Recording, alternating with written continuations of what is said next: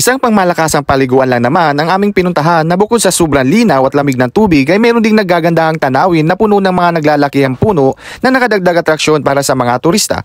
Wala nang iba, ito ang Maranong Falls na matatagpuan sa Natividad, Pangasinan.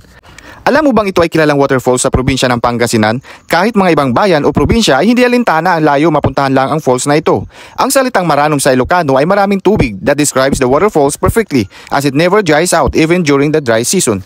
Kung kayo ay mahilig sa adventure, aba, pwede ka rito. Ang daanan ay medyo matarik at depende sa inyong paglalakad. Ang pag-akyat mga idol ay tumatagal ng humigit kumulang na 45 minuto o higit pa. At kung kayo ay natatakot para sa inyong seguridad, aba mga idol, hindi problema yan. Dahil may mga kamay hawak at mga hakbang ang nangkaligtasan na inilagay sa kahabaan ng daanan upang matulungan ang mga bisita sa kanilang paglalakbay. At kapag kayo ay nakarating sa talon, unang mapapansin ng mga bisita ang malalaking bato na nakakalat sa kahabaan ng sapa. May sapat na espasyo sa ilalim ng talon na kung saan maaaring pumasok ang mga bisita at panoorin ang magandang tanawin ng kalikasan.